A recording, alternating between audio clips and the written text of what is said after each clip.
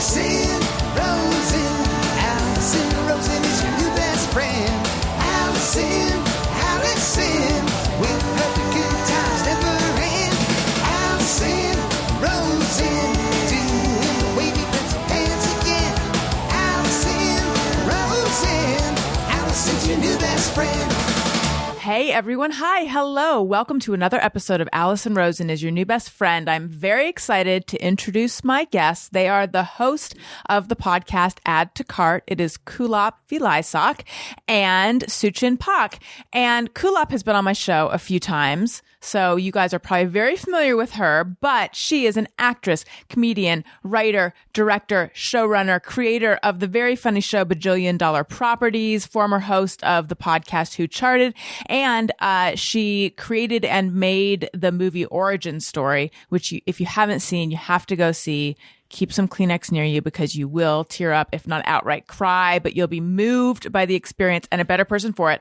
And SuChin, who this is her first time on the show. Yes. My first time meeting you, but I am familiar with you because you're a longtime journalist and former MTV news correspondent. And I am very Gen X, so this is like thrilling for me. Yeah. Hello to both of you and welcome. And I would be remiss if I did not also introduce my producer, Tony Thaxton. Hello. Hello. It's been a long time since I've been here on a Monday. Yeah. So full disclosure, when we were recording in person, slightly over a year ago, Tony would always come to the Monday shows and I would chat with him before we started about important things like whether there were any termites in my studio and it's a whole long story.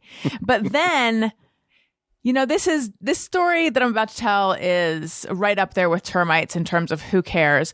But he has not been on the Monday shows lately, just the Thursday shows. But then today I said, I need Tony here. I need, this thing where I record and I send it to him. I'm not feeling up to it. We need an injection of Tony Thaxton, and here he is. My pleasure. I mean, Tony is magic. That is established. You mentioned Origin Story. Thank you. And Tony did some drumming on the soundtrack of That's it. true. And the big single, the hit single? our corner of the world, the hit single. It's the song over the end credits, right? That's right. Yes. Thank you so much. I didn't know that. I loved the music, and I knew that Michael Cassidy, oh my God, what's the word for when you write music? He was the co-composer. Yes, composed. Yes. That was the word I was going for. But I didn't know that our own Tony Thaxton played drums. That's really cool. SuChin, do you feel left out? No, not at all. I'm just taking the full Tony injection on Mondays in. It's lovely to be here. I know it's kind of breathtaking. It's like a jolt for the start of your week. Although at this point, all the days, are you experiencing that? All the days blending? Yes. A smoothie. And sometimes it don't taste so great. That's right. It's a slurry of Groundhog Day again and again. So I love Add to Cart. How did you guys meet and talk me through sort of the genesis of this podcast? We met while being organizers for Time's Up for the Asian American spoke of the group, and we're friends for maybe like a year and a half before we had dinner at an Italian restaurant right before lockdown. Oh wow! And we're like, hey, like podcast. Kind of. Yeah, right, SuChin? I mean, how you talk about our genesis? Well, yeah, we were thinking about doing a podcast together. Some ideas were batted around, and we decided that we wanted to do a podcast with as little effort as possible. Yes. With as little, for me, important as also for me, SuChin. Well, I didn't want to throw it your way, but I'm glad. I live under that bus, sweets. I am comfortable and I'm not going anywhere. I have a journalism background, so doing research and working hard is not out of my repertoire. But I didn't feel like doing it So we were like, what could we talk about that could even be remotely interesting to anybody else, but most importantly, fun for us and no work? Shopping. Yeah. So we came upon this idea of like, well, why don't we talk about all the crazy stuff that we buy, all the things that we're obsessed with, whether we're watching or we're reading, and then we can talk about what it says about who we are, where we are in life, Yes. our relationships. Very revealing. Sharing what you buy is very revealing. Stories come quite easily. Quirks, personality quirks, dysfunctions. Bombs, yeah, really a lot literally of bombs get just dropped casually. shocking, shocking truths that should probably not see the light of day, but here we are every week, just dusting them off. But for consumption. It's interesting though, because you guys do add to cart for things you like and then remove from cart for things you don't like. And it's not just, at one point was the idea that it would just be things that you can actually purchase. No, it was really important to me that wasn't the case, because it also just felt like while shopping is one of the safest things to do in lockdown, that just, it felt very surface like, and I wanted to be able to kind of just talk about the why. And the how and the who. I was more, I'm more on the let's get free stuff and shop, but I'm also right there with Kulap on the depth. Well, because here's the difference. Like she is Asian American icon, SuChin Pak, journalist extraordinaire. First Asian face on MTV. Not first Asian face on MTV, but first Asian correspondent on MTV, right? Yeah. Yes. And so she's used to being the interviewer. She's not used to being the subject. Yeah. Meanwhile, origin story, Kulap has aired her dirty laundry for all to see and is available, by the way, on Blu-ray anywhere you want to get it. So that sort of, like, I knew we were going to go there, and SuChin didn't know that, like, say, last week when she showed her messy desk, that would evoke from folk. But what did it say about her? What did it evoke from folk? Because from this, what's the singular of folk? Folk, I guess. From this one person, I was listening to the episode and I'm like, oh, please, please, please let this photo exist somewhere. And then because otherwise I was going to email and say, can you please just send me this photo? Because I need to see like what you're considering really messy. And then you said that it was posted to the Add to Cart Instagram, and I went and looked, and I related so intensely because I am definitely a SuChin. I am messy. I don't appreciate the home edit. I also have a Kegel exerciser thing that I did literally one time. Whereas Kulap, your dedication to organization, aesthetics, yes, admire it, but I don't have that. I want to be that, but yes, it's overwhelming to me, the idea of trying to organize. Yeah. Tony, where are you on from SuChin to Kulap?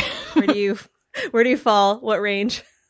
I'm going to be totally honest. I was taking some notes and I missed a part of that. That's the honesty of Tony Thaxton. That's right. Like, I don't want you to pretend. I don't want artifice from you. I want that drum beat, that heart. Yes. All right. Let me go grab my drums from the other room. I'll be right back. The thrumming beat of did not hear. So let me just recap for you, Tony, and for any listener who was also taking notes, because I like to think they take their own minutes. So Kulap is very organized, and SuChin, although what we're seeing right now, this polished veneer, pretty organized bookshelf in the background, like a pretty type A. Cut. It's a tight cut. Type A. There's some kind of tree back there. There's there's a type A career thing happening, posted. And for anyone who wants to see what we're talking about, youtube.com/Alison Rosen, where this video will live, posted a photo of her messy desk with her cold, half-eaten corn tamale sitting in the corner, and just like papers everywhere, an empty box of crackers. It was Alison, please, a stapler on top of that box of crackers. Right. Who knew the stapler was going to take such a prominent stage? Because that would be a character. Yeah. Right. It's the third host of Add to Cart. Now, I get it, though, because you need horizontal surface. And even when it starts going up, you still got to set things down That's right. no matter what it sits on. So anyway, the question is, are you organized or are you not? Me. Right. I think I'm more on the organized side. I mean, look I at would your love to background. think. Look at his background. Yeah. Look at where Tony is sitting. I mean, that's why I asked Tony if I'm Yeah. going to be honest. Allison said she was more of a SuChin, and I Yeah. looked at your background and I made a call. yeah. We all did. Right. Yeah, I try. Look, a big mess drives me crazy after a while. I'll have like little spots that I'm like, I need to get to that. But yeah, Same, if same. things are just everywhere, it makes me crazy. But see, that's how I am too. And yet I have been living in disarray probably for my whole life. I recently remembered when I was under 10, for some reason we needed to clear off. Maybe we were getting rid of my like tiny black and white TV and getting a slightly bigger TV. I don't know. Or maybe I was getting a record, but I don't know. Now I'm making it sound like I'm really old. I was getting a Vitrola. But anyway, I had to clear off my dresser, and my mom or my dad just took everything that was on the dresser and put it into a grocery bag. And the grocery bag got moved to the garage, and like we never emptied out the grocery bag. And I never wished that I had any of that stuff. Like all of the clutter all the time, always. I feel like I could just discard it, but I don't because it's hard for me to make decisions to get rid of things. How do you do it, Kulap? And Tony, how do you guys stay organized? I feel I do it because I feel better.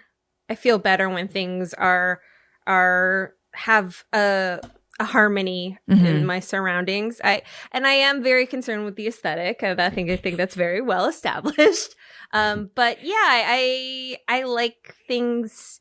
I like to be organized so that I can be relaxed. And if it's more of it is 100% self-care for me. It's like I'm kind of that same boat. Yeah. I know that I would feel better when I do clean up a messy area. I do, like, I can breathe the sigh of relief. I feel so much better, and yet I don't do it. But I know on the most recent episode, you were talking about SuChin, like not valuing your own self/self-care enough to take the time to do it. For me, it's more like I just find it very challenging. I find it challenging to figure out how to do it and what to do with the stuff. Can I also just throw in, you both have kids. Yes. It's just that's another layer. I understand you guys were saying like, oh, I grew up a certain, but like then you have your kids stuff too, and I have more time and energy. Isn't it just wonderful to be seen by Kulap? I mean, it's just my pleasure and my privilege, and I'm just so grateful for it. Yes. Thank you. That has to be put on SuChin's messy table as well.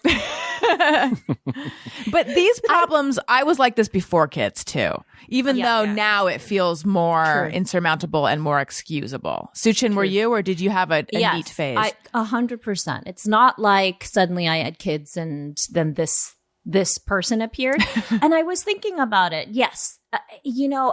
Trying to get to the psychology of like these everyday things, like what our desks look like, what our bags look like, what are the inside of our cars look like, all these intimate spaces is really interesting. I mean, it's not something that, unless someone asks, you ever even think about. It's just the way, I mean, I'm looking at my desk right now. I mean, it's the same as it was when I sent the photo. Now, instead of a tamale, I've got 2 open boxes of hummus. Like, I don't know why there's 2. I think one I ate and I felt like it had like, a little bit of a tangy taste, and I was like, maybe not. And so then I opened a fresh thing of hummus. Anyway, it's too much.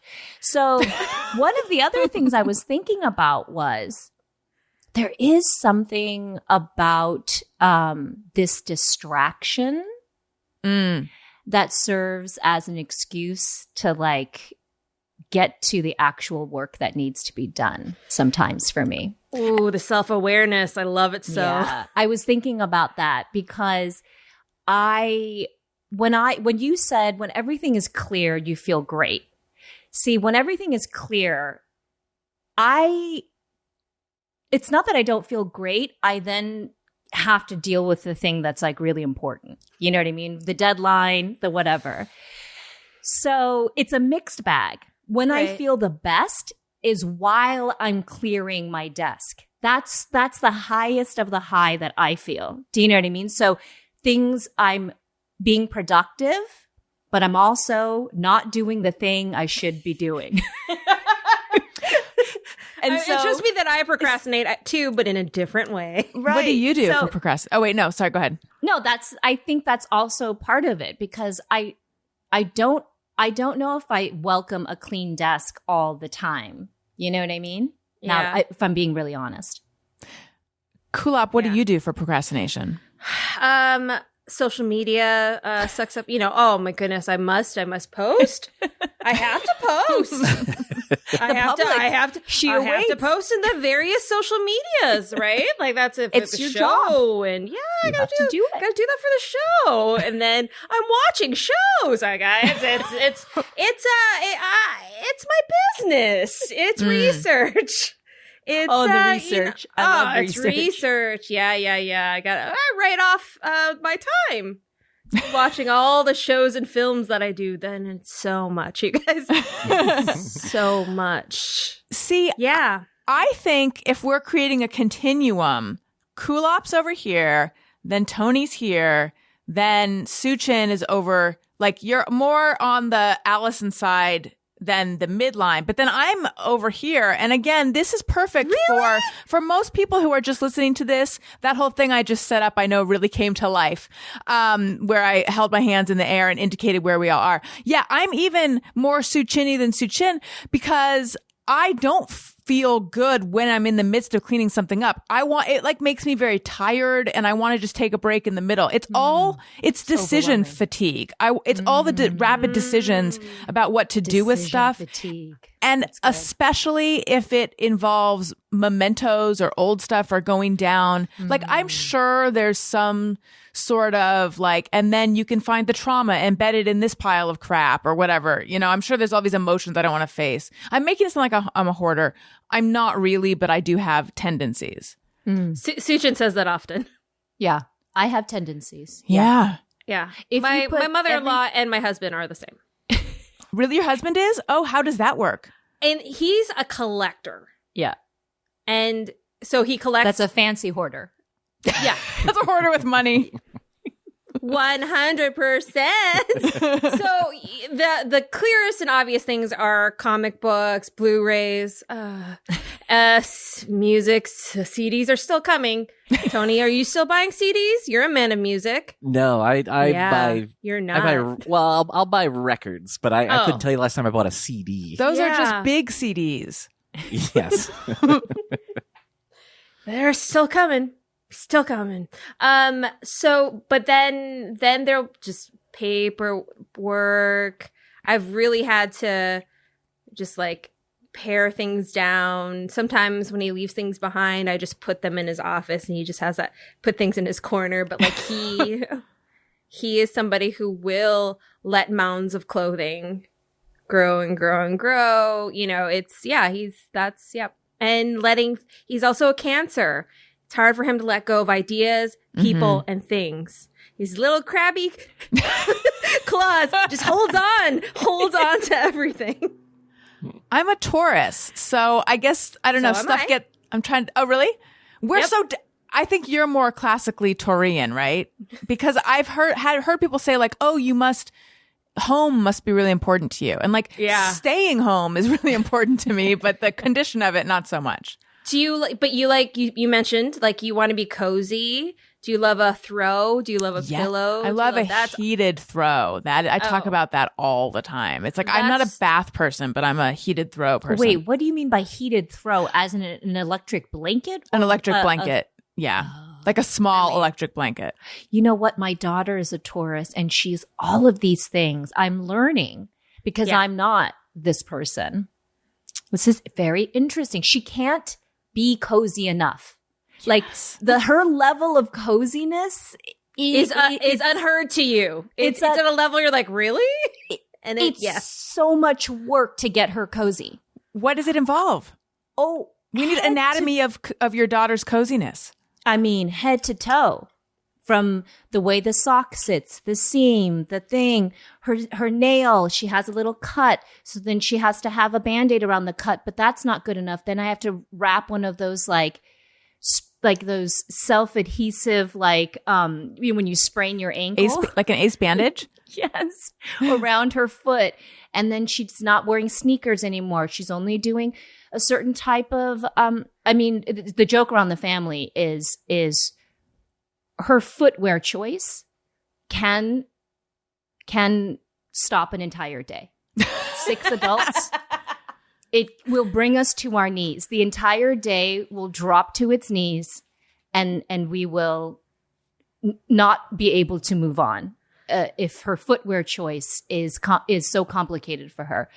But so we are stubborn. Mm-hmm. And we want to be comfortable, and that is like relative to who we are. Right? Like, yes, so to be uncomfortable and to go, we don't want that. We don't want to. And you look at her and I know her so well. So I know what's going on with her physically. Like today, she had a really difficult day getting cozy, going out of the house. And I see her, she's got one of her sleeves rolled up because she has eczema on her arm. So I put the cream on. Dare the fabric touch the cream, right? And then she had her pant leg up on the right side because it was too hot. So and then her hair, she's got rice bits in her hair because she won't ever brush her. It always has to be covering just, you know what I mean? Half an eyeball of hair. She looks like the ring, the child from The Ring. And she goes out and I say, that's my girl. You know what I mean? She's a complete psycho. Look at her, just moving in the world. And she doesn't care what it looks like. She doesn't care how clean it is, how dirty. She does not care. She cares only about her comfort. And so it's really interesting to hear you guys talk about a heated throw. That didn't even cross my mind she would love that. It's so Alison, it's not the neatness. It's the need to do what will make me comfortable. Mm-hmm. Yes. And this is a manifestation of what I value. Yeah. But it is more than anything, it's so that I am comfortable. Yeah. Right.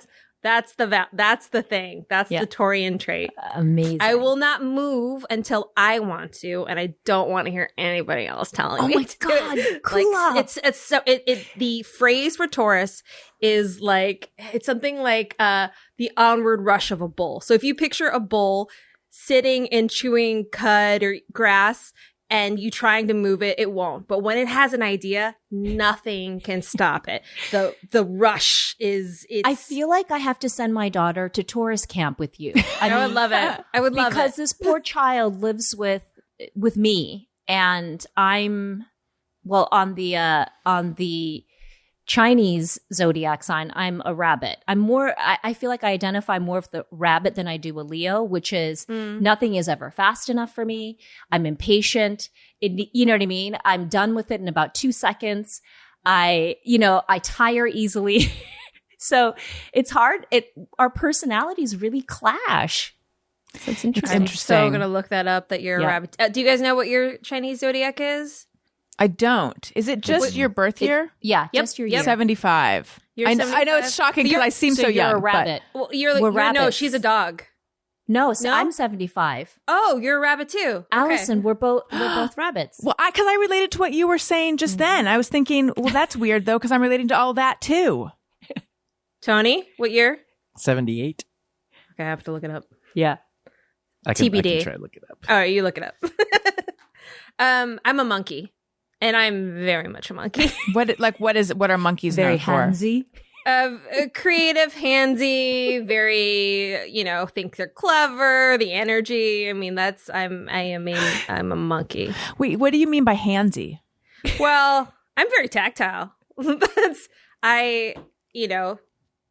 also I am handsy, and like you touch people a lot? I touch things too. Like I'm the person that, if there are anything to be touched, I will touch.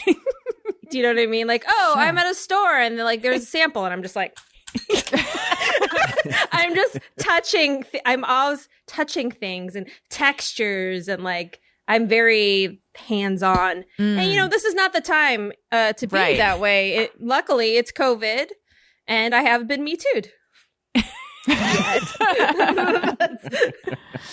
That's right. Tony, have you found out what you are? I am a horse. Aha. What are they known for? Yeah. Am I supposed to know that part too? I Let's see here. threw it out lest anyone knows. It's okay if not. I should say, I'm not super into astrology or the Chinese zodiac. Are you guys? I obviously am, and maybe the only one here. No, but I That's find okay. I find it interesting. I am interested in anything about how any sort of modality or different viewpoint of how I can fix my broken self. And I'm interested in that. That is for me, will be a lifetime journey of just self-awareness and how to do better and how I can be personally responsible for the things that I do. And so, you know, astrology is just like kind of one thing that it's become a way to understand myself and to have compassion for other people. Right. So, Kulap, what has been your relationship with your family since Origin Story? Closer with my mom and certainly my sisters. The sisters that I grew up with, we remain as close as ever. Me and my mom have mended our relationship. Really? That's amazing, because I know both from the documentary and from having you on my podcast a couple times, you guys had a really fraught relationship. Yes, very much so. And it's a really easy, breezy one now. I'm very thankful and grateful for that. I still haven't spoken to my birth father since we fell apart. When he asked for money, right? He asked for me to invest in a weed farm that he would start. Well, it is funny. It is very funny. And sign the, like, put my name Right. in the And then documents he became sort of hostile when you didn't want to, right? Yes, and manipulative. Yeah. And emotionally manipulative. And luckily I had, I'd been trained by my mom from her emotional manipulation of how to recognize it and deal with it and set very firm boundaries. How did you I don't even know to what extent you can answer this, but I'm curious how you mended your relationship with your mom.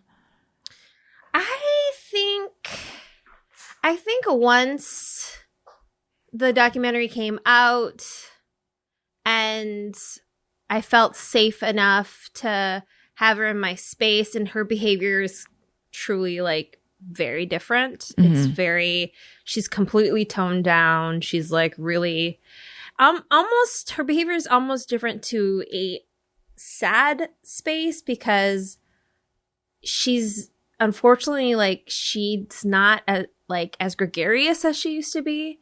It seems for health reasons, and there was a scare where I had to get her from Laos because she had fallen into a coma because she's diabetic, and she was acting like she was eating and acting and behaving as a person who doesn't have diabetes in a third world country and did not bring her meds or her CPAP machine. And fell into a coma. I was induced into a coma, and we had to go get her. And I think that was a turning point for her. I think she felt a lot of shame that we all went and got her. My sisters were right behind me. There was a lot of shame there. There was a lot of shame from her family there too, because she's the oldest, and I think she lost some face there.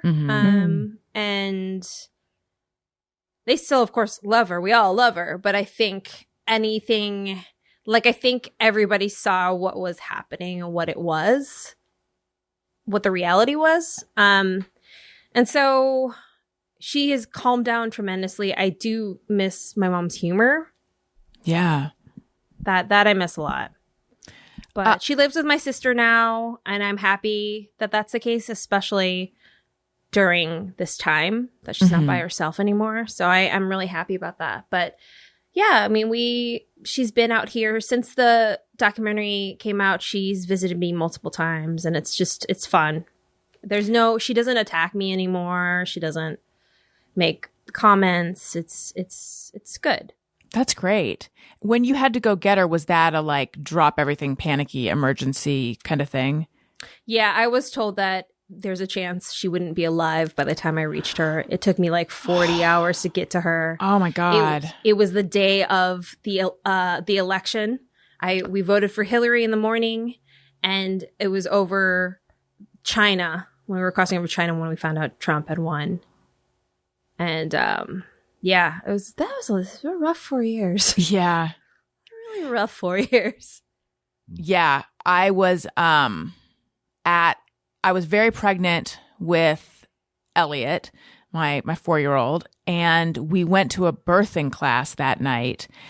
And Daniel initially didn't want us to schedule it that night, but then it was like, well, we already know that what the outcome's going to be. So given this is the only one that has space for us, let's just go to it.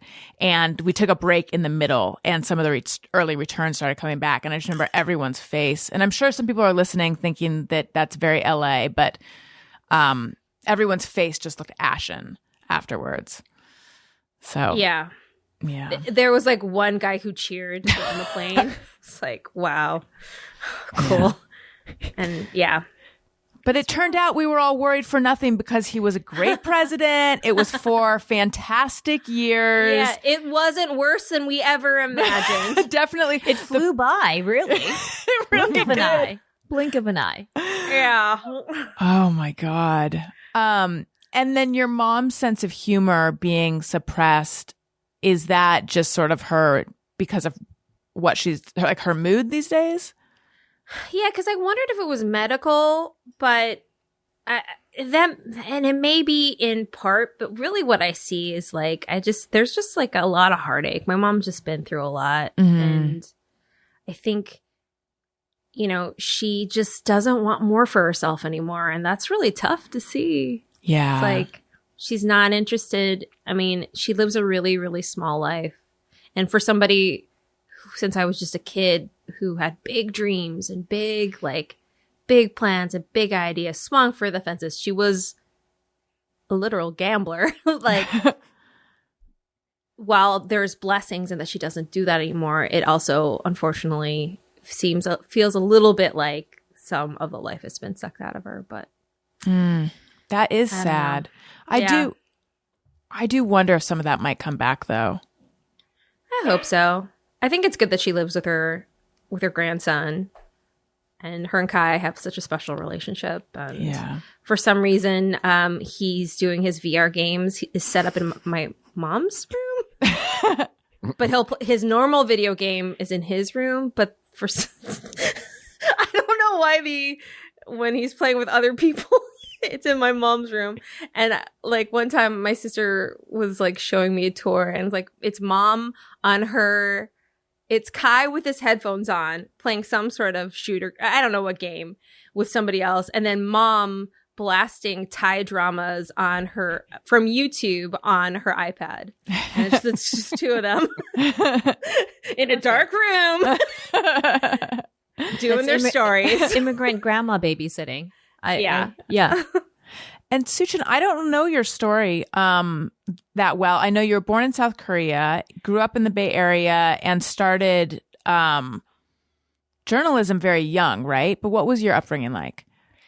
Yeah, I mean, I think, it was very typical, I think, immigrant upbringing, in the sense that, like, we didn't have very much, and my parents still don't speak any English, and all of that. But then I had this like weird path, that I was taking, doing these like random TV shows when I was 16. And so, it was both a very stereotypical, upbringing, but then I had this weird part of my life that just like there was no like integration. You know what I mean? It was like me doing and being out in the world and trying to figure it out on my own. And then obviously growing up in a house where, you know, you don't speak the language, you don't have any connection to the outside world. Everything feels scary. Everything is always on the brink of disaster.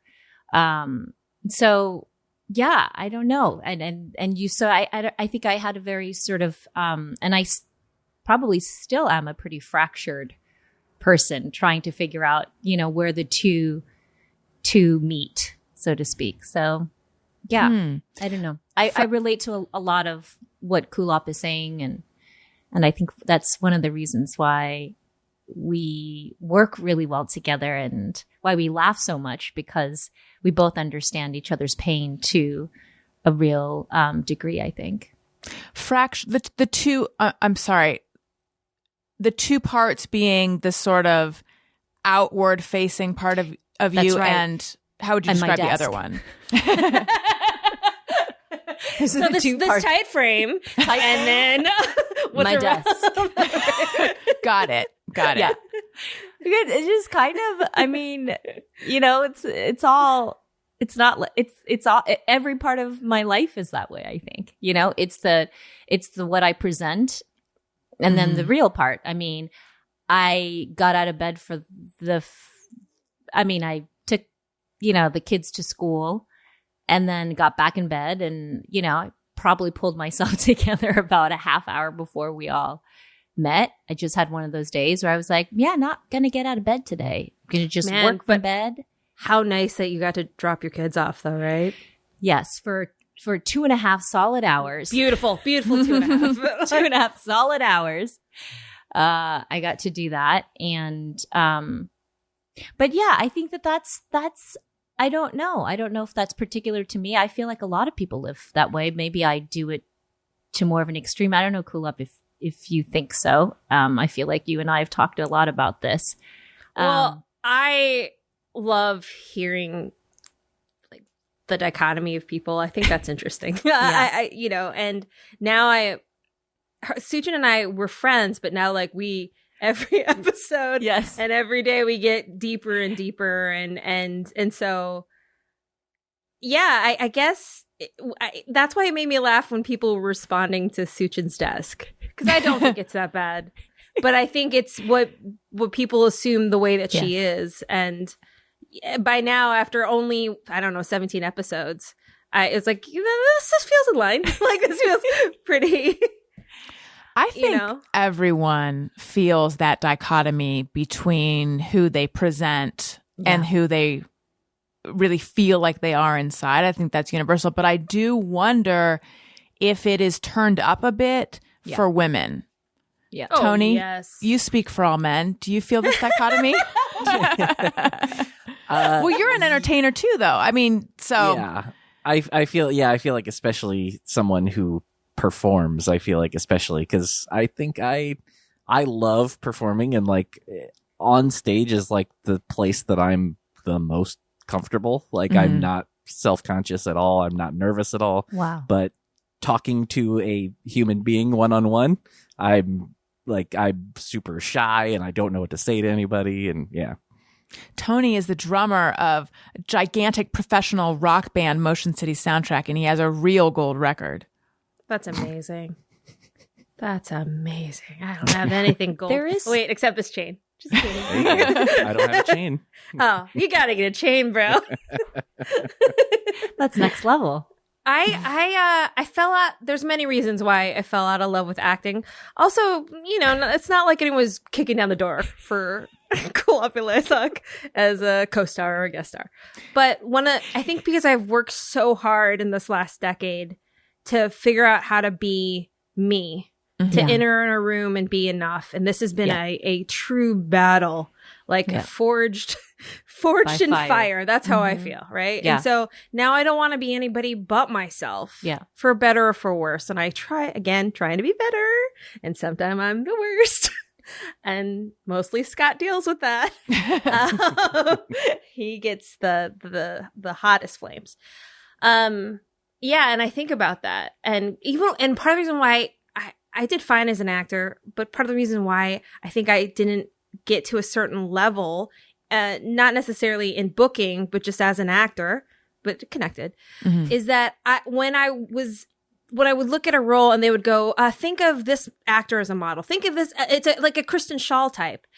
Then my head was like, oh, how do I, even though I know I'm not supposed to mimic Kristen Schaal, now I'm like, well, okay, they want, so, because obviously I'm not good enough. I'm not good enough. So let me try to figure out, a shadow version of what I think they want, instead of like the best actors, I find, are people who filter it through their soul and through their bodies. And they're so alive because they've taken it down to that level. Right. And I had the hardest. It was just, it to the point where that was affecting all of my relationships. That belief that I wasn't good enough, or that I, was a monster, let's say, and not worthy of anyone, and that I was fooling you all and trying to control situations that you wouldn't hurt me. Let's just say that casually. Something hypothetically, right? Just like hypothetical, like.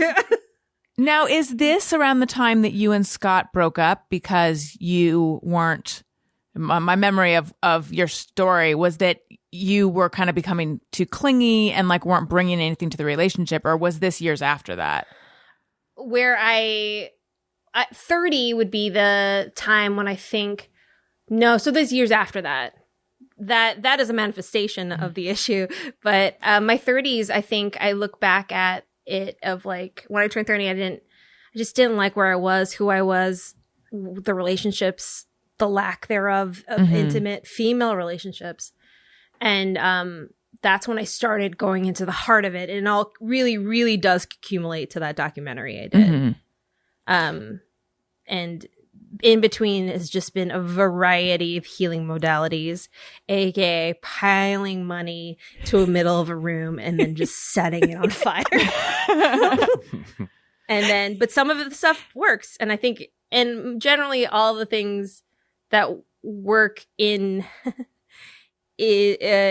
concert with me willing to look in the mirror, willing to deal with my shit, rolling up my sleeves, and wanting to just not do the same thing over and over, expecting a different result. Like, it's just variations on behavioral training. I have to ask, because I'm sure people are wondering, of all the healing modalities that you spent the pile of, that you set the money on fire towards, which ones would you add to cart? Which ones would you recommend? Or which ones worked for you? Classic therapy. That has always been a baseline through everything. I like astrology for the reasons I mentioned, and it's something that I've kind of, I have fun, as you mentioned, to it, but I also find it very revealing. What else? I fuck with crystals. I mean, there were things that I've done that I just can't recommend because they were so, they were effective, but they were painful to do. Like I did the Greenberg Method for years, and that is an Israeli. I don't even know what that is. Mm-hmm. It's like a breathing somatic kind of training. And for me, it was being yelled at by an Israeli woman to breathe. And not only, like, I would get mad at her and it's like, not only would I not be breathing, also my asshole would be so clenched. and I learned so much. I learned that when I would get frustrated, my left, out of nowhere, my left shoulder does go up, and it's like I have no control. And it takes me exactly when my mom would yell at me, like it's that, like these things and that stuff. But it was also quite. It was not a pleasurable time. It was a ride, but it did work. I got something out of it. What's it called? The Grindberg Method. Greenberg Method. And all of these things that I've ever done, including things like S Factor, which is your stripper fitness, and even to the Peloton that I do now, or I haven't lately, but all of it veers into like, it can get culty. Mm-hmm. And I've never been one for a cult. So I tend to like dip in, take what I like, and then move on. The second it gets like Messiah-like, or we're just like, we're buying too much merch, then I'm like, bye. But I don't know. I've done almost everything. I've steamed my vagine. Have you really? Mhm. What did that do for you? That was very calming. Who knew? It was very calming. It was nice to have just to sit upon a stool or a crock pot with rose petals and essential oils with a quilt around you so that the heat can just, get up that yoni. Do you have to spread, Tony, cover your ears. Do you have to spread the lips so that there's a straight shot up there? Or is it just you're among the steam? You're among the steam, and your yoni compared to that crock pot again is that heat's gonna rise.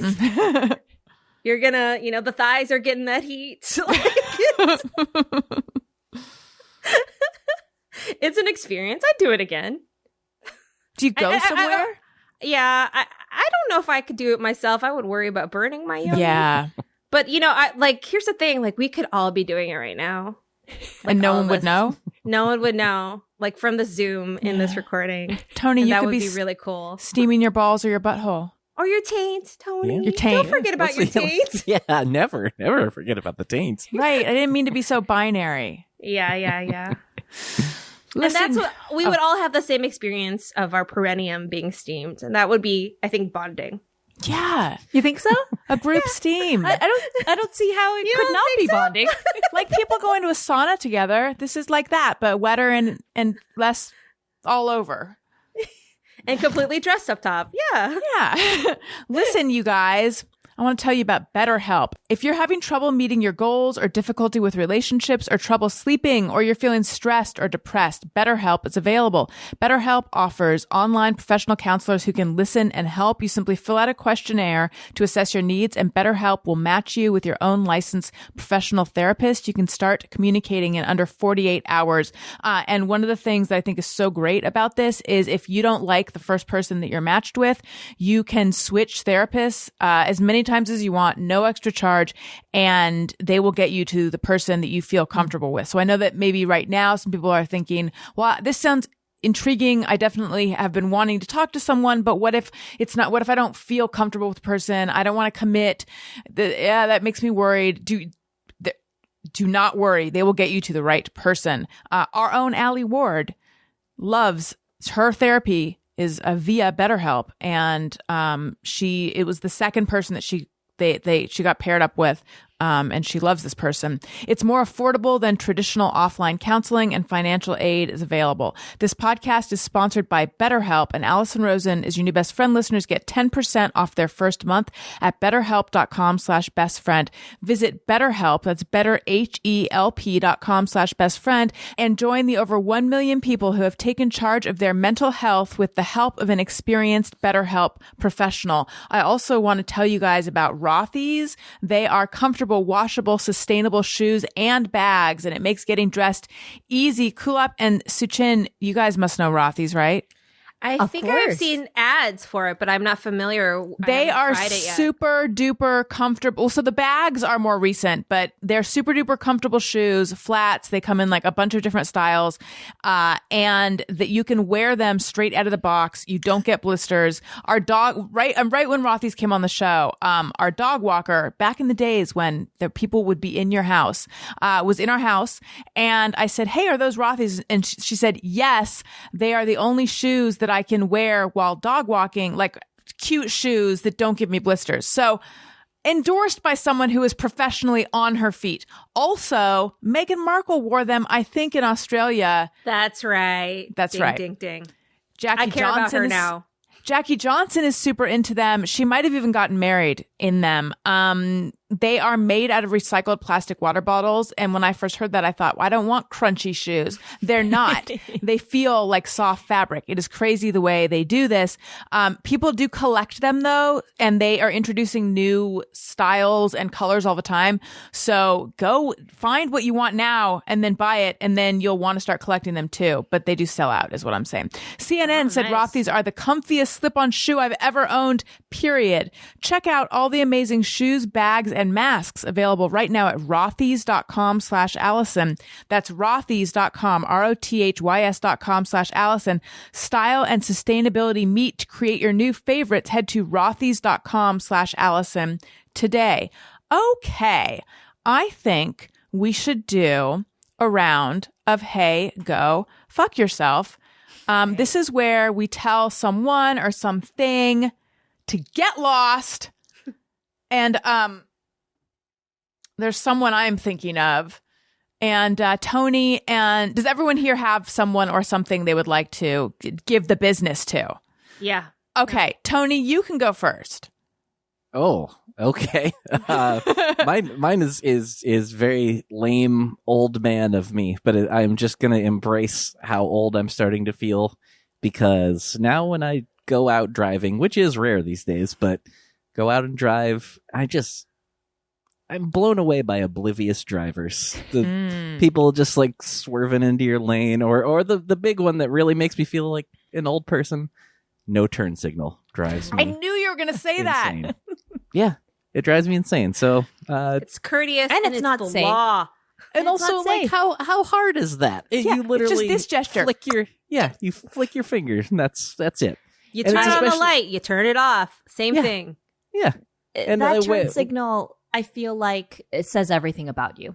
Am I wrong? I don't know. Tell me I'm wrong. I need to know nothing else about you other than like you do not turn your turn signal on. I agree with you, Tony. What conclusion do you draw from a non-turn signaler? You're a self-obsessed narcissist, or Psychopath. something like that. Just something in that general vein. Right. Just massive personality disorder. Yes. Yep. It's especially annoying leaving my place, because when I get to the main street, the cars coming the other way, I would say like 90% of those are turning. But every now and then, Yep. one is going straight, and and it's so rare they even use them. So that's all. People that don't use their turn signals, I got a message for you.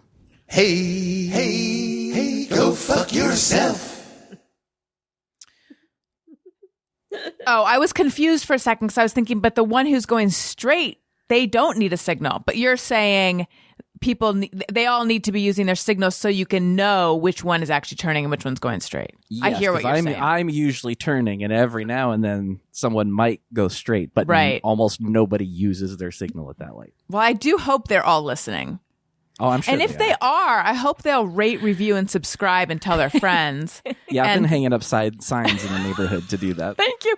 In our neighborhood, there is a house where you walk by and there are signs for her podcast. I swear to God. I haven't seen it in a really long time because we used to take family walks at the beginning of the pandemic. And for like a week and a half, I was like, it's my favorite part of the day. And then it turned into my least favorite part of the day because my now 3-year-old had to stop like every 3 seconds. And it just became very frustrating. And now I don't leave the house ever, but there's a house. I believe I've mentioned it on the show before. The podcast is called Rita's World. It's like REITA. She's an older lady. She interviewed someone who hung her wallpaper, but she's a former actress, and she was married to someone who had the best name. I gotta look it up, who she was married to, because I was like delighted. Like his name was Buttons or something. Let me see. Rita Greene, the wallpaper queen. That's who she is. And former movie starlet from the 1950s. Okay, I gotta look up Rita Greene to see who this dude was. But anyway, she just has signs around her house telling people about her podcast. Oh my God, I love it. I love the marketing chutzpah. Doodles Weaver. That was her husband, Doodles Weaver. Yes, it was. Doodles. Oh, Doodles. I love it. Oh, Okay. That's very good. That was worth it. I'm glad that's good. That was a moment of levity in the midst of us telling people off. Kulap, what about you?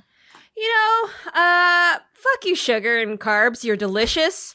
But I can't have you. anymore because I am highly insolent. No, I am insolent. I am insulin resistant, and I have a fatty liver. So all carbs turn into sugar and go straight to my liver.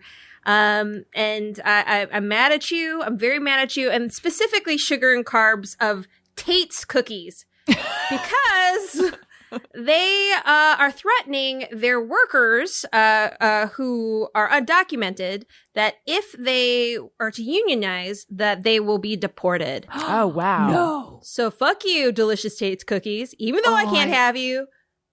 Tony? Hey, go fuck yourself.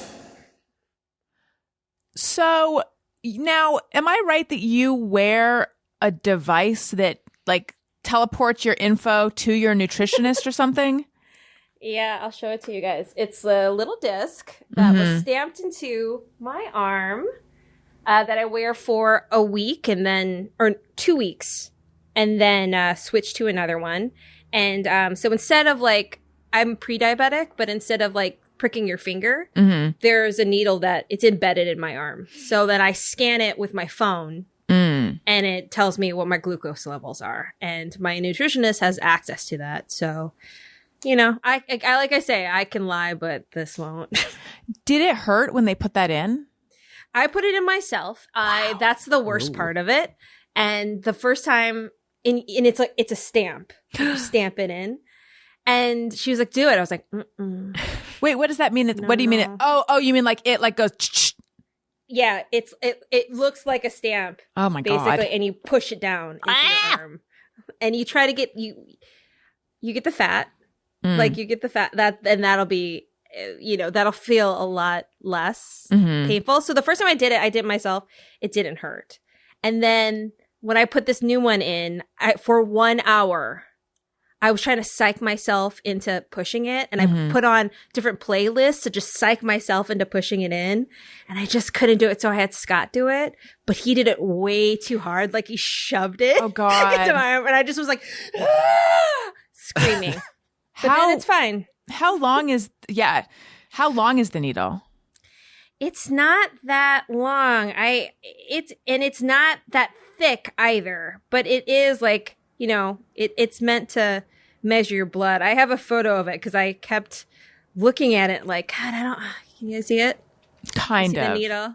Oh, yeah. There's like a probe on the end. Yeah, that's what, and so that's the stamp. And so you was like pushing that in. Does it have two needles? Is that like a dual thing? Just one. Just okay. One. Guy in the middle. I still wouldn't want it. Yeah, and now this is my life. And so, you know, just really dealing with that. I had major sugar withdrawal. I bet, yeah. But now head's clear, so maybe as I tell that to SuChin, it'll stick. We'll see. And is this related to fertility or separate from fertility? Well, there's thoughts that might be connected, and that's a possibility. It certainly is a big part of the rapid weight gain that I've had in the last 4 years. Like, they're like, well, so you've kind of gained 10 pounds. Or no, I was at 30 pounds in 2 years. And before that, I was like 30 pounds in a year. Like, it's, you know, so my body can't process all that. I was like, all my raw material was very carb and sugar heavy. Right. But I mean, are you paying attention to this? Did you discover this in the pursuit of fertility stuff or like separately? No, it's separately. My my A1C numbers are high. My ALT, my my liver, all that. So it's a separate issue that could be connected. Got it. Yeah. Got it. Well, I think you're brave because you have a needle that lives in your arm. Yeah. And I did IVF, so I've had needles, and yet that is bumping me. That's the thing is like, we just did another round of IVF and it's so painful, and truly just to throw it out there, bonus, fuck you to Menopur. Yes. I hate Menopur. It is powder of A fire the ants. urine of a woman who has, what is the term? She is when you don't have your period anymore. Sorry. Oh, Menopausal? she's gone through menopause. Yeah. So That's Tony, what it actually tighten is. that up. That's what it actually is. Menopausal woman's urine. Yes. I didn't know that. Well, why That's did the it burn burn. so much then? Because I guess Well, it's 'cause she's it's urine. mad. Yeah. She's not happy. Anyway, sorry. I'm taking up too much time. No, per you're usual. not. You are never taking up too much time. Wait, is it human menopausal woman's urine? Really? I never Yeah. knew. Yeah. Who do they get it from? Yeah, I know. And maybe when I'm there, I'm gonna sign just for some weird one-sided revenge. Yeah. Yeah. For Do anyone, you want my pee? I think everyone who's gone through IVF will know what we're talking about. People who don't, there's one particular very common medication that just really stings when you inject it. I found that like the slower I injected it, the more I could tolerate it. If it did it really fast, then it's like a bee sting. But I had no idea that's what it was. Wow, Yeah. gross. I think Premarin, which is like a cream, is pregnant mare's urine. I remember learning that. Who knew urine had so many, you know, uses? Jellyfish bites. Yeah. Yeah. Making babies. SuChin's poise pads. Mm-hmm. You know what speaking of all of this, I was wondering, and I'm sure there's a very easy, like I'm sure I could Google it and get the answer. But given that if you have a vaginal delivery, the baby exits your vagina, not your pee-pee hole. So why is it that after you give birth, you're leaking urine? Like, why is that hole loose too? I don't know. All my holes are pretty loose, but but let's be honest, they were pretty loose even before babies. But I think it's something about maybe pushing that the muscles get maybe stretched out. I guess so. It's all right, because it's all the muscle no tone. idea. No, Yeah. I actually don't have any idea why that is. No, and I've been wondering it for days now, but not enough to actually look it up. So I will just wonder till some listener lets me know, probably. ariynbfshow@gmail.com. Okay, and SuChin, what's your hey go fuck yourself? Well, mine's a little bit more outward facing. I think today, Hey Go Fuck Yourself is dedicated for me to Sharon Osbourne. I don't know if you've heard. Yeah. I latest did not, but I controversy. saw someone tweet something like, you know what Sharon rhymes with? And I was like, ooh, what does Sharon Stone do? Oh, she said so. Hopefully. I know. Oh, Osborne. What'd she do? Well, you know, I think it's the whole thing related to, I don't know if you're following the Meghan and Harry interview. And then Piers Morgan, like a big baby, stormed off of his set.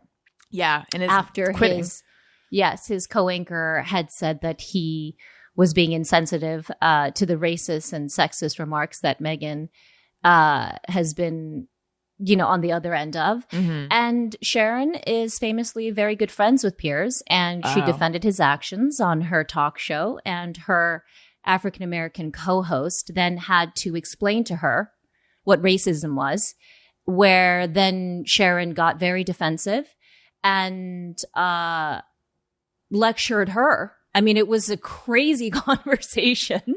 Wow. And then her co-host was crying. And Sharon goes, "Why are you crying? I should be the one crying." So she said it. Okay, wow. I didn't see that. I thought it was tweets, and then I saw her apology. I didn't know that this all happened. Oh no, you have to on her listen to the whole conversation. I don't It's know if crazy. I Go can. watch this. It's really, it's pretty jaw dropping. And then, you know, of course, she apologized, but she apologized in the way that she said that she was panicked. And I'm sorry, but you can't be panicked into a years long friendship with someone who's as despicable as that human being and somehow be excused. So anyway. And I feel like she brought up free speech or something like that. They all bring It's up free like- speach. it's That's so the thing that they all go to, and he's entitled to his opinion and that sort of thing. And I just think that, you know, anyone that has the audacity to look at someone who is from that community and say your pain, validate it for me, explain it to me, teach me, is just, no, fuck you. It's just not happening anymore for me. Sharon. Hey, go fuck yourself. I'm going to have to go watch this, but what was she supposedly panicked over? I Being think called a racist. Yes. Oh. I think she was she said she was panicked in that she said a bunch of things that were pretty terrible in the moment. It's a live talk show. And then later on, of course, as she saw the backlash, Right. she said she was panicked. And that's what that was. That wasn't years of friendship with a man who is notorious and builds his reputation on being pretty nasty, and especially nasty to women, and especially nasty to Meghan Markle, and especially nasty to women of color. And he'll continue to get big jobs. You know, they're already talking about his next big gig, and he's not backing down. He's doubling down because he has a lot of, I'm sure, his fans and people in the media industry that really profit from his bombastic and often very wrong point of view. And he'll continue to do that because he gets paid lots of money to do it, and people love it. And his history is tabloids, which, as we learned from that, like there's been a lot of talk lately of just how awful the British tabloids are. I mean, Right. Yeah. oof. Yeah. And I Dregs. just think it's, it's just, you know, whether you're, whichever side you're on, it doesn't, I don't really, you know, I don't know that much about the British monarchy, but are we surprised that there's racism in a system that is built on Racism. colonial Right. history? I mean, it's just like, come on. You know what I mean? We can say, you know, it isn't great and we can move from there, but let's not pretend that doesn't exist. So to me, it's the pretending, it's the erasure of history that is also like, fuck off, you know? Right. I don't know if you guys saw on CBS, I think it's called CBS This Morning, where Gail is one of the co-hosts. Oprah was on the next morning. Yeah. And she was asked, were you shocked? Like the revelation that there was concern in the royal family about the skin tone of Meghan and Harry's children. Archie. Mhm. Yeah. Well, first it was like it was about Archie, but then I think what I was going to say, I think it came out that that conversation started when they were just girlfriend and boyfriend about like, what will your children look like? But then actually it was that apparently there were several conversations. So probably it started general. Then it was specifically going to be about what's, you know, how dark is Archie's skin tone going to be? And so they asked Oprah, were you shocked that this had happened, or were you shocked that you were being told about it? And she said, it was interesting. She said, I was shocked that they were telling me about it. Like, not shocked at all that conversation happened. Yeah. Yeah. I mean, you know, yeah, it wasn't shocking to me. Yeah. It is shocking to hear. Yeah. It is. Yeah. It is. Okay. So usually my hey, go fuck yourselves are very petty. This one, though, is a little more noble, I suppose. However, I spend too much time looking at Nextdoor.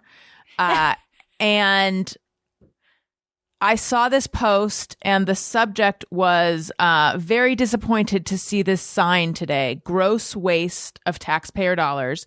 And there's a middle school in Burbank, and this is what I'm not paying attention to all this, but what I've gleaned from the post is it used to be called David Starr Jordan Middle School, and they changed it to Dolores Huerta Middle School.